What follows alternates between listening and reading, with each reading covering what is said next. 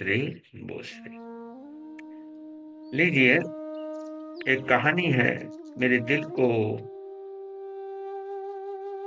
छू गई।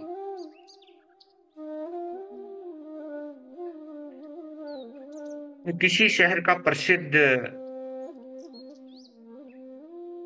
International school,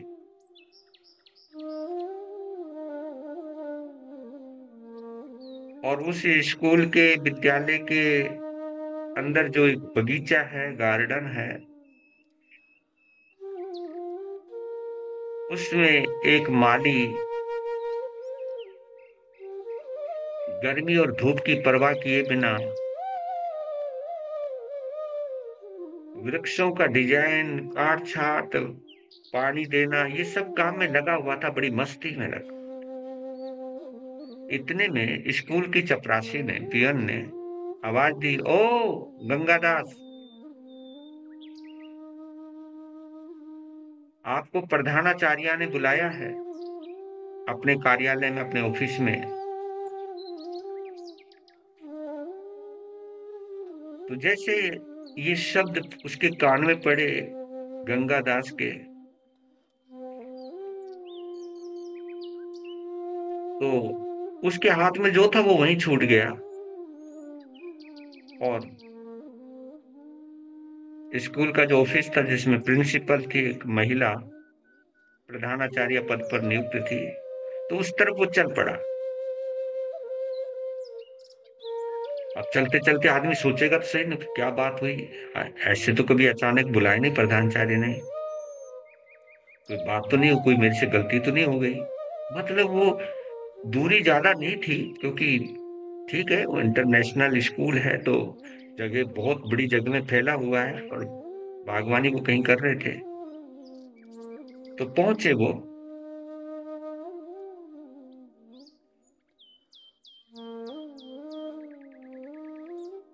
एक बेहद ईमानदार थे, माली का काम करते थे, और यही सोचने लग गया कि क्या हुआ, क्या हुआ, ऐसे ऐसे अचानक क्यों बुलाया, कोई गलती तो नहीं होगी मेरे से। तो एकदम दरवाजे पे नॉक किया, मैडम मैं आ सकता हूँ अंदर? हाँ, अंदर आओ। उस बुलाने के अंदाज में भी थोड़ी तल्खी सी थी, वैसे नजर आई, क्योंकि आदमी जब सोचने लग जाता है तो वो सामने वाले के बोलने के अंदाजे के ऊपर भी अनुमान लगाने लग जाता है, वो देखता है कि किस ढंग से बुलाया जा रहा है।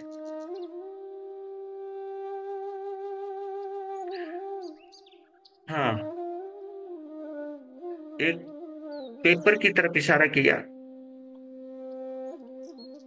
टेबल के ऊपर रखा हुआ था कि इसे उठाओ और पढ़ो।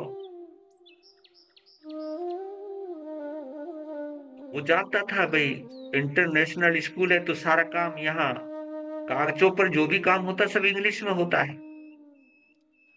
तो उसने कहा कि मैडम मुझे इंग्लिश तो नहीं आती, तो मैं क्या करूंगा उसको उठा करके, मुझे पढ़ना तो आता नहीं।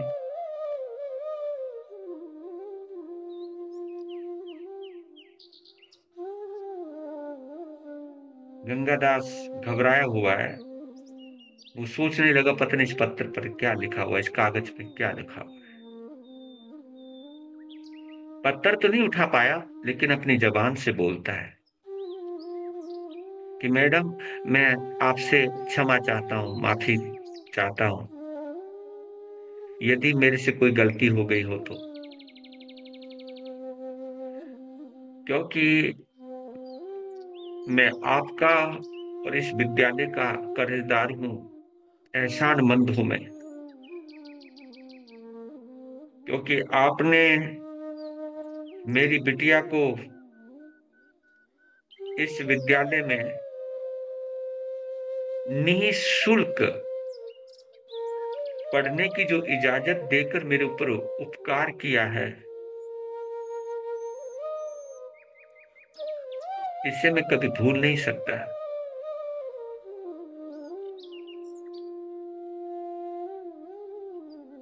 बोलता जा रहा है कि अगर मेरे से कोई गलती हुई तो माफ कर देना, मुझे निकालना मत। प्रधानाचार्य ने कहा कि तुम जो सोच रहे हो वो नहीं है बात, तुम इतना घबरा क्यों रहे हो?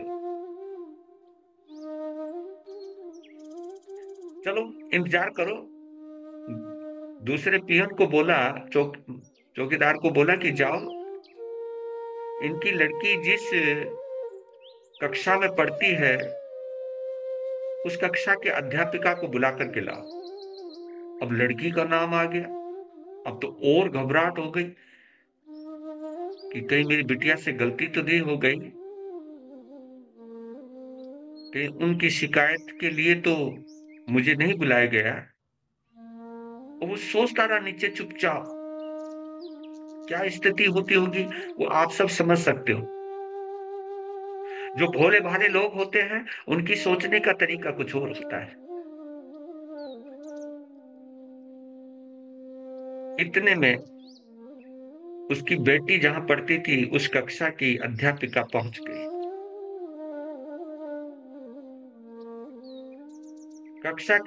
कक्षा अध्यापिका के पहुंचते ही प्रधानाचार्य महोदया ने कहा कि हमने, जैसे वो अध्यापिका पहुंची तो प्रधानाचार्य महोदया ने बोलना शुरू किया कि हमने तुम्हारी बिटिया की प्रतिभा को देखकर, अब देखिए अब शब्द जो आते जा रहे हैं, अब कहीं राहत भरे हैं कि आपकी बिटिया की प्रतिभा को देखकर, परख कर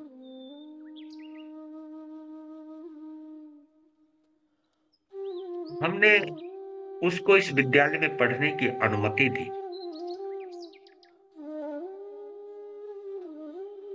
अब ये मैडम, उसी कक्षा की मैडम जिस कक्षा में तुम्हारी बिटिया पढ़ती है, अब ये मैडम इस पेपर में, जिसको मैं तुम्हें पढ़ने के लिए बोल रही थी, इस पेपर में, इस कागज में जो लिखा है अब ये पढ़कर सुनाएंगी।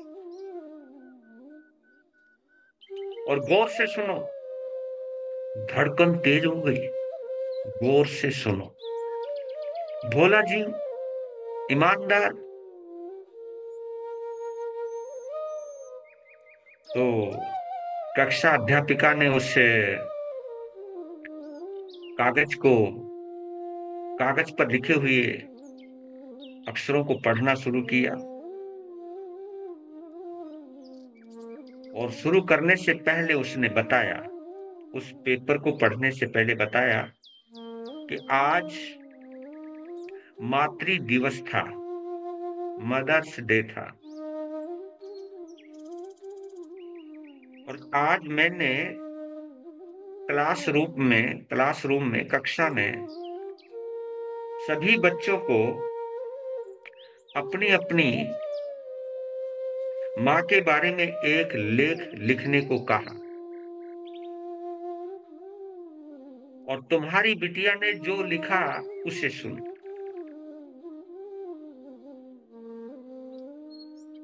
अब एकदम एकाग्र हो गए।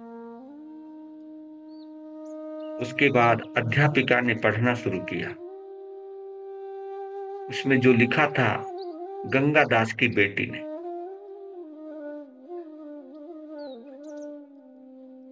कि मैं एक गांव में रहती थी, एक ऐसा गांव जहां शिक्षा और चिकित्सा दोनों का आज भी अभाव है। चिकित्सक के अभाव में पता नहीं कितनी माताएं दम तोड़ देती हैं। बच्चों के जन्म के समय मेरी माँ भी उन माँओं में से एक थी।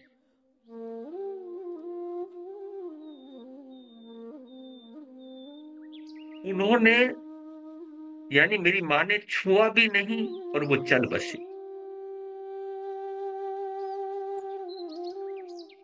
मेरे पिता ही वे पहले व्यक्ति थे मेरे परिवार में जिन्होंने मुझे गोद में लिया था। पर सच कहूं, मेरे परिवार में केवल अकेले ही एक ऐसे व्यक्ति थे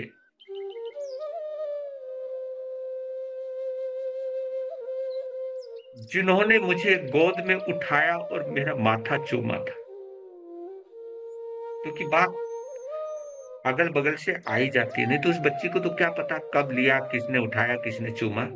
पर सब बताते थे तो वो सब यादें आ रही हैं, किसने क्या क्या बताया था, क्या क्या हुआ था, क्या क्या था। बाकी की नजर में, बाकी की परिवार की नजर में मैं मनहूस थी कि जिसने अपनी माँ को खा लिया था, जिसके जन्म पर उसकी माँ मर गई थी। तो मैं सबकी नजर में मनहूस थी, लेकिन केवल एक मेरे पिता थे जिन्होंने मुझे उठाया भी और मेरा माथा भी चूमा।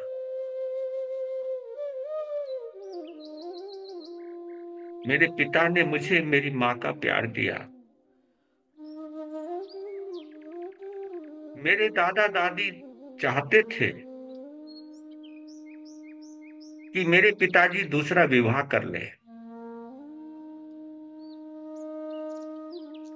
लेकिन मेरे पिताजी ने दूसरा विवाह करने से बिल्कुल मना कर दिया।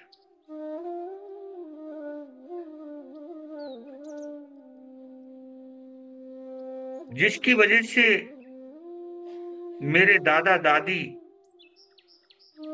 मेरे पिताजी से चिढ़ गए और उनको घर से बाहर निकलने का आदेश दे दिया कि अगर तुम हमारी बात नहीं मानते तो तुम हमारे पुत्र कहलाने के अधिकारी नहीं, निकलो यहां से।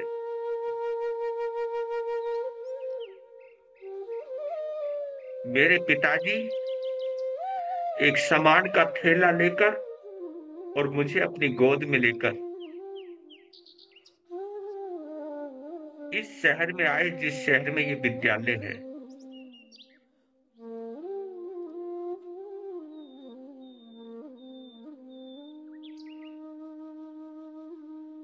इन्हीं प्रधानाचार्य के पास आए और विद्यालय में माली की नौकरी मांगी।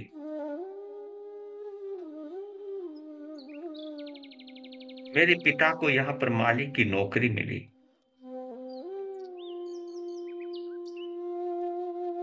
मेरी परवरिश की,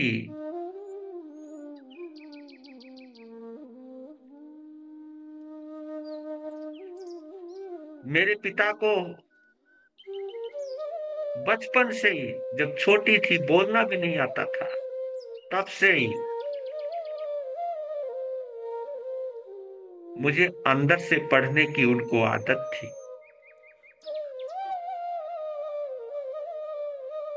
मुझे कब भूख लगती है ये उन्हें पता था।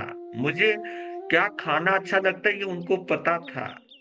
वो चीज कम हो जाती थी तो मुझे ये चीज अच्छी नहीं लगती, तुझे ही खानी है, ऐसे वो बार बार बोल करके मुझे खिलाया करते थे।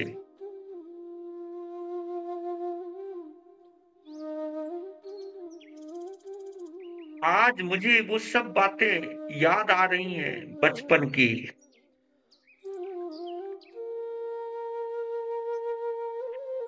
मेरे पिताजी ने अपनी क्षमताओं के अनुसार मेरी हर प्रकार की सुख सुविधाओं का ध्यान रखा और मेरे इस विद्यालय ने उनको सबसे बड़ा पुरस्कार दिया, मुझे यहाँ निःशुल्क पढ़ने की अनुमति जो मिली। मेरी पिता की ईमानदारी से की हुई मेहनत का उन्हें फल मिला और मुझे इस विद्यालय में निःशुल्क पढ़ने की अनुमति मिली, दाखला। यानी आप ये समझिए, पहली कक्षा से वो बच्ची उसी स्कूल में पढ़ रही है। और जिस दिन मुझको विद्यालय में निःशुल्क पढ़ने की अनुमति मिली तो मुझे मालूम है मेरे पिता के चेहरे पर कितनी खुशी थी। मेरा माथा चूम रहे थे। कि बेटी ये तेरी तकदीर है, तेरी वजह से ही मुझे इस विश्व प्रसिद्ध स्कूल में नौकरी मिली। ये तेरा ही नसीब है जो यहाँ पर निःशुल्क तुझे पढ़ने को मिला। आज भी मेरे कानों में वो शब्द गूंजते।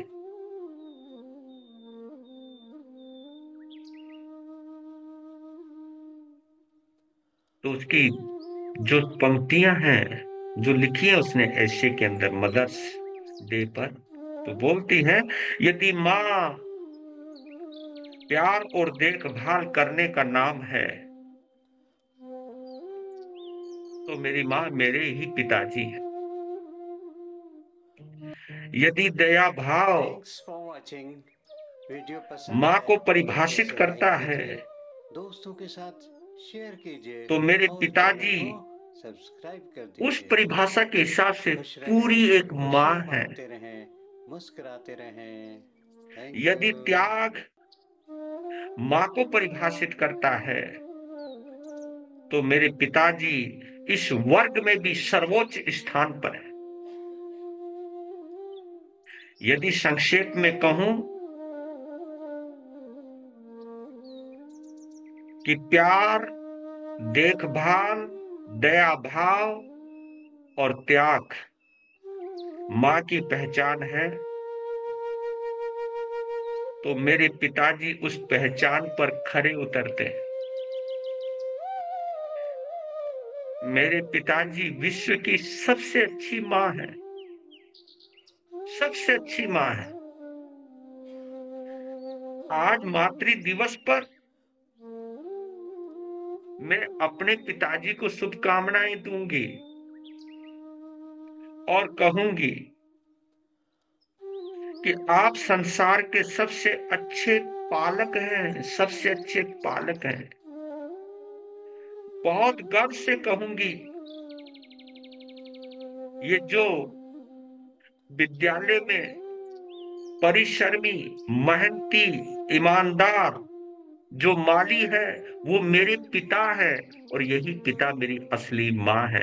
मैं जानती हूं इस बात को कि मदर्स डे पर केवल माँ के ऊपर लिखने को कहा और मैंने पिताजी पर लिखा है। मुझे मालूम है मुझे फेल कर दिया जाएगा, क्योंकि लिखने को किसी चीज पर बोला गया है, लिखा बोला तो माँ पर लिखने को मैंने लिखा है पिता पर, लेकिन मेरी पिता एक असली, एक सच्ची, एक माँ है। लेकिन मेरी फीलिंग को पता नहीं कोई समझेगा या नहीं समझेगा, इसकी मुझे कोई परवाह नहीं। मुझे इस ऐसे लेखन में, निबंध लेखन में अगर मुझे फेल भी कर दिया जाए तो मुझे कोई अफसोस नहीं होगा, क्योंकि जिस माँ के लिए लिखने को बोला गया है उस माँ को तो मैंने देखा नहीं, और जिसे मैं अपनी माँ मानती हूँ उस माँ को ऊपर लिखने को ये मानेंगे नहीं। इसलिए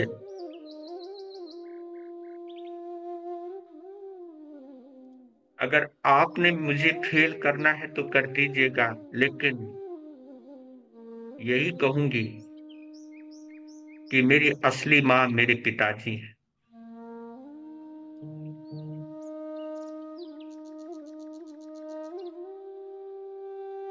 जब वो ये पढ़कर सुना रही थी तो कक्षा की अध्यापिका की आंखों से आंसू बह रहे थे,